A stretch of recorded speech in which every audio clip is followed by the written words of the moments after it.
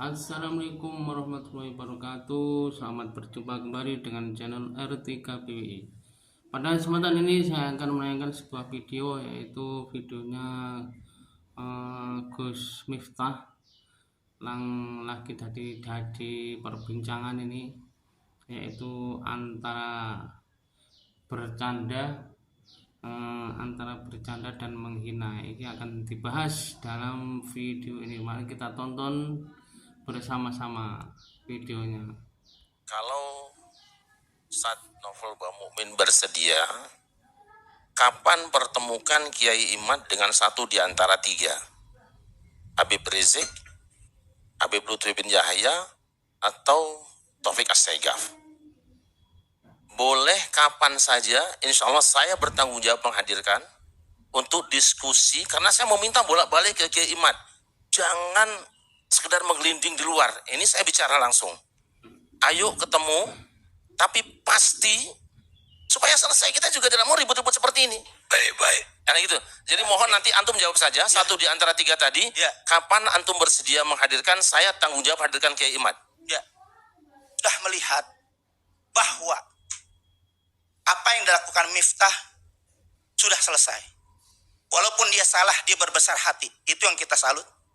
Prabowo-nya logowo, begitu juga yang namanya Gus Miftah ini logowo. Mulai dari dia minta maaf, sebelum ketemu buru-buru dia minta maaf. Nggak sampai di situ, dia samperin itu Sun Haji. Dia minta maaf, dia peluk semua. Sampai mengundurkan diri, sudah selesai. Tapi ada yang tidak selesai.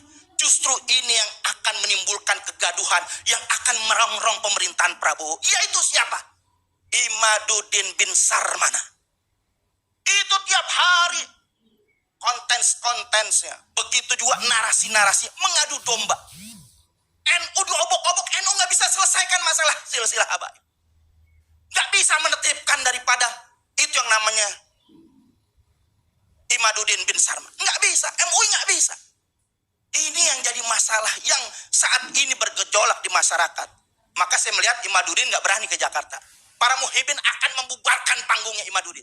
Karena ini mengobok umat Islam, menghancur belah yaitu mengadu domba umat Islam. Yang akan di mana-mana itu gaduh dibuat seluruh Indonesia. Setiap hadir Imaduddin pasti terjadi kegaduhan, pasti terjadi penolakan. Kenapa? Ini yang harus kita pentingkan, ini yang harus kita utamakan. Ini pemecah belah bangsa. Ada apa di belakang itu semua? Hanya PKI yang selalu mengadu domba umat Islam sehingga nyaman dengan adu domba ini. Kalau dia kiai, kajian ilmiah, selesai kajian ilmiah. Bahkan Robitoh Alawiyah sudah membuat kajian yang mengundang itu Imaduddin bin Sarman itu dengan kajian 674 halaman. Kemana itu Imaduddin? Kalau mereka mau niatkan selesaikan. Jangan dibiarkan. Pemerintah harus hadir, MUI harus hadir, Kemenak harus hadir, saudara. Karena ini sangat berbahaya. Ini yang akan meletup di rakyat-rakyat kita yang akan bisa membesar menjadi bola salju yang terus menggelinding, dan ini akan menyusahkan rakyat Indonesia. Terima kasih. Boleh. Khusus yang terakhir, karena saya tahu persis tentang Kiai Haji Imaduddin Utsman, makanya kita buka bedah masalah seminar di UIN. Kalau Ustadz Novel Bamumin bersedia, kapan pertemukan Kiai Imad dengan satu di antara tiga? Habib Rizik, Habib Lutfi bin Yahya, atau Taufik As-Saigaf? Boleh kapan saja, insya Allah saya bertanggung jawab menghadirkan untuk diskusi, karena saya meminta bolak-balik ke Kiai Imad. Jangan sekedar menggelinding di luar, ini saya bicara langsung. Ayo ketemu, tapi pasti supaya selesai. Kita juga tidak mau ribut-ribut seperti ini. Baik. Karena gitu. Jadi mohon nanti antum jawab saja satu di antara tiga tadi. Kapan antum bersedia menghadirkan? Saya tanggung jawab hadirkan Kiai Imad. Kalau buku yang 600 halaman saya sudah baca, bukunya Kiai Imad saya sudah baca, tidak akan selesai saya bilang kalau seperti ini. Kapan saja kita undang satu di antara tiga tadi, Habib Rizik, Habib Lutfi, atau Habib Taufik As-Saigaf. Kapan bisa datang, kita bertemu, saya siap menghadirkan Kiai Imad, insya Allah. Saya bertanggung jawab. Jadi saya mau bertanya dulu dengan Kiai, ini sebenarnya Imaduddin Al-Usmani atau Imaduddin Usman atau Imaduddin bin Sarman? Saya tanya antum sekarang, Ibnu Taimiyah, Taimiyah itu nama siapa? Bukan nama bapaknya. Oke, sekarang Ibnu Qayyim Al-Jauziyah. Al-Jauziyah nama siapa? Bukan nama bapaknya. Masalah enggak? Ya nggak masalah. Tidak masalah, selesai, sudahlah. Ya. Cuman kan kita harus tahu. Saya kira sudah, tidak usah pakai cuman, sudah selesai. Tapi ini Imaduddin ini tidak topik pembicaraan kita malam ini. Betul.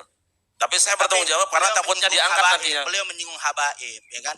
Karena Wali Songo itu membawa Indonesia ini luar biasa rahmatan lil alamin, itu membawa kedamaian. Tapi sekarang ditarik-tarik Wali Songo untuk diadu domba. Iya. Padahal Wali Songo sudah lama berdampingan Tapi dengan itu habaib. topik lain mungkin lain Iya. kali kita bicara. Iya, karena menyinggung habaib, Kiai. Iya, saya. Saya Baik. tunggu saja. Kalau Pak Prabowo akhirnya minta supaya jangan mengundurkan diri, nggak ada soal, nggak ada problem nilai di situ. Yang jadi problem nilai kalau Gus Miftah mengatakan oke, saya terima permintaan Pak Prabowo. Di situ baru ada problem etik. Karena orang akan nilai kepentingan politik mengalahkan kepentingan moral. Kan itu soalnya kan. Jadi itu dasar kenapa kita mesti selalu kasih argumen di balik posisi-posisi kita tuh. Siapa yang mau bertaruh? Gus Miftah akan diminta oleh Prabowo untuk tinggal dan dia akan bilang saya memenuhi permintaan Pak Prabowo. Nah itu jadi busuk gitu. Karena dia udah ambil the highest of public ethics, itu mundur. Udah. Tidak boleh dibujuk lagi. Kalau mau dibujuk diuji lagi moralnya tuh. Oh jabatan itu penting, nanti akan ada jabatan baru diberi pada dia. Harusnya Gus Miftah bilang saya merasa bersalah dan saya tidak mau lagi diminta dalam jabatan apapun. Itu yang namanya kemakrifatan maksimal. Udah dapat nggak dalilnya? Tapi ini juga pelajaran. Saya kasih kuliah etik puluhan tahun di universitas itu. Coba saya terangkan satu suasana. Kita mesti lihat di dalam peristiwa ini ada berapa komponen sebetulnya. Yang pertama soal pragmatisme itu. Kalau Prabowo minta masuk lagi, itu ada pragmatisme politik. Kebutuhan Gus Miftah mewakili satu segmen di dalam masyarakat Indonesia itu. Itu pragmatisme, bahkan pragmatisme politik. Yang kedua, ada nilai di situ pragmatisme yang juga dimanfaatkan oleh mereka yang menyumbang pada siapa namanya? Son Ajit. Apa motifnya? Dia playing God di situ. Lu kecil nih gue sumbang sama lu. Kan dia menghina juga sebetulnya kan. Kenapa memang kalau dia memilih untuk jadi penjual teh, kenapa you mesti angkat derajatnya? Dia pilih sendiri kok. Dan dia lebih mulia mungkin daripada penjual negara. Kan kita mesti berpikir radikal dalam soal-soal itu. Jadi mereka yang menyumbang juga harus di riset. Ini betul-betul menyumbang di dalam upaya untuk apa? Ya oke, bukan dari dulu kan, ya bayar pajak aja lah, nanti suku pajaknya yang masuk ke Son Haji kan lebih gampang itu secara berpikirnya. Jadi pragmatisme ada di situ. Di dalam kasus ini juga ada patriarkisme. Gus Miftah secara tidak sadar di pikirannya, dalam pikirannya ada stok patriarki itu. Buat siapa? Yang nilai siapa itu? Ya bukan umatnya yang udah biasa dibecandain. Tetapi bagi mereka spektakel ini, mereka yang menonton melihat bahwa oh ada patriarkisme, ada feodalisme ya pada Gus Miftah ya. Itu yang menimbulkan heboh sebetulnya tuh. Secara teoritis begitu tuh. Ada misoginisme ketika menghina perempuan itu kan. Jadi kita juga hidup di dalam komunitarian ethics yang tidak mungkin kita bahas satu persatu. Oh ini nggak cocok di situ, ini cuma dicocok. Kan nggak bisa kita bilang bahwa itu yang tidak ada di situ ya jangan komentar. Lo itu public sphere. Kalau begitu, bahkan kalau Gus Miftah hanya bicara pada 2 orang, direkam oleh satu stasiun TV, Gus Miftah tahu dia bicara ke seluruh Indonesia. Kan itu mesti datang automatically dari dalam stok piranya kan tuh. Jadi Pak Karni, saya terus terang ketika publik mulai menghina luar biasa kepada Gus Miftah, saya secara pribadi tentu saya harus bersimpati. Karena saya mungkin bisa salah seperti Gus Miftah juga. Tapi masa juga berhari-hari sampai orang luar negeri macam-macam. Apa sih sebenarnya substansinya? Kan sudah selesai. Son Haji sudah minta memberikan maaf, malah sekarang sudah berangkat umroh katanya kan. Sudah pakai baju banser ke rumah Gus Miftah. Nah, saya pikir sudah selesai. Sudah selesai urusan itu. Kalau soal mencari kesalahan Gus Miftah, kemudian muncul di berbagai media dengan pidato, dengan ceramah yang lain, ya kalau orang dicari salahnya semuanya punya. Tinggal mau diupload di media sosial atau tidak.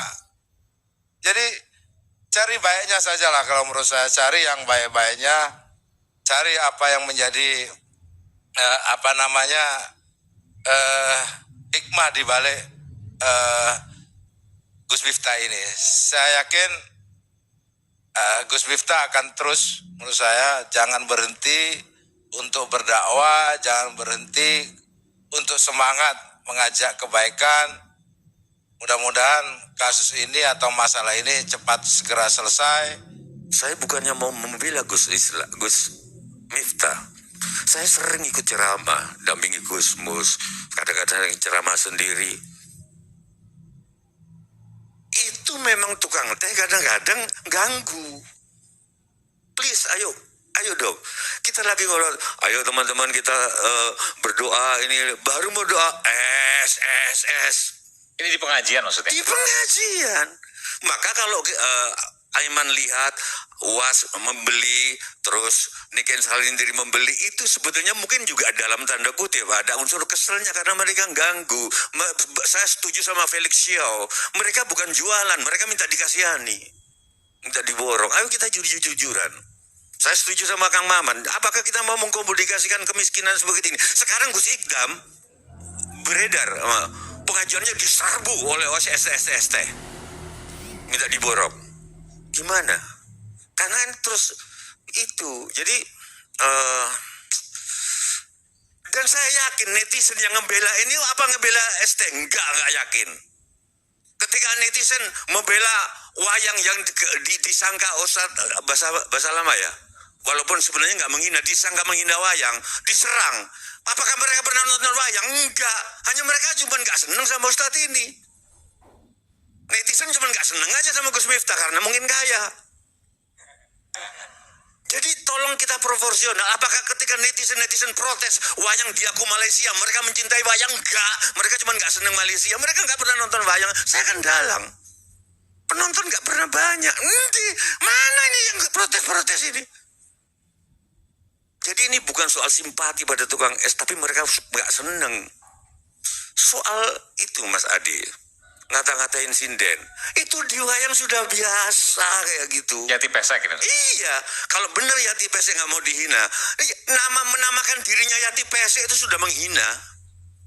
Kenapa nggak nama aslinya Suyati aja? Dia sudah menyamakan dirinya Yati Pesek. Artinya hinaan-hinaan Pesek kan, dia trademark dia loh Yati Pesek itu. Tapi kan sekarang keluar video-video yang lain dari Gus Miftah. Oh ya, tapi banyak yang melakukan kayak gitu juga. Banyak yang melakukan. Banyak kemungkinan, karena seperti Pak Zaitun tadi, ini apes. Kayak orang korupsi kan, nggak semua koruptor ketangkep. Jadi apa ya, Mas Aiman ya? Gimana? Saya mendukung Mas Maman, tapi ternyata Mas Ade itu nanti akan diseleksi sendiri oleh netizen. Walaupun seleksinya bukan karena kebaikan untuk memperbaiki kehidupan bersama, seleksinya netizen, seleksinya karena nggak suka aja. Ya nggak, udahlah nggak apa-apa. Padahal di dalam bapak saya, karma kebencian, memperbaiki, mengkritik orang karena nggak suka itu karmanya berat. Dan itu ada juga di, saya lupa di Al-Baqarah berapa itu. Jadi kalau kita mengkritik orang, nawaitunya itu untuk perbaikan bersama, bukan karena nggak suka. Terima kasih. Baik. Oke, demikian tadi video yang saya kami sajikan. Sekian dulu, wassalamualaikum warahmatullahi wabarakatuh.